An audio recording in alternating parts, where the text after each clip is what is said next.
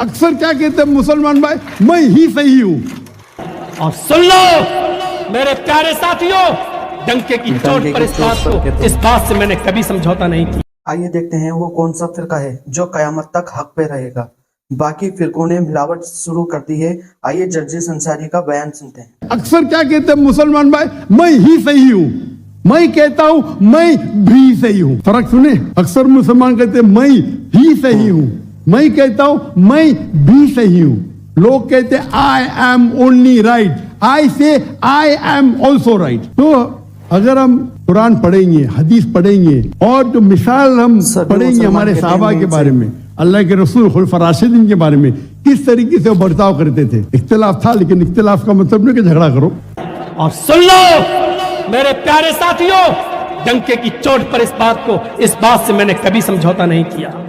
अपने मामलात, अपने किरदार हमारे बुरे, लेकिन एक बात सुन लो और काबे के रब की कसम, इस बात को मैं बार बार कहता हूं, कई जगह मैंने कहा है, इस दौर में किताबों सुन्नत का और कुरान और हदीस का सच्चा मुहाफिज अगर कोई है तो ऐ अहले हदीसों वो तुम हो। काबे के रब की कसम, किताब और सुन्नत के सच्चे अलमबरदार अगर कोई है तो वो तुम हो।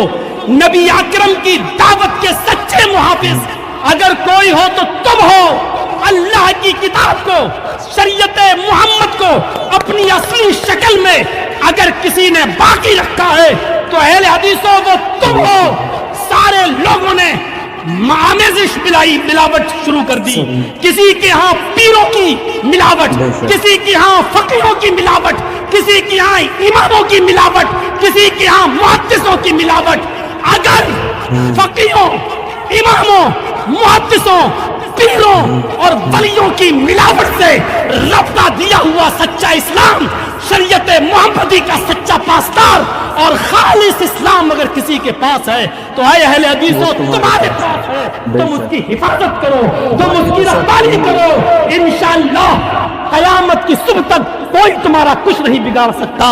ला तजालु ताइफतुम मिन उम्मती अलल हक मंसूरीन, एक गिरोह हमेशा हक पर रहेगा।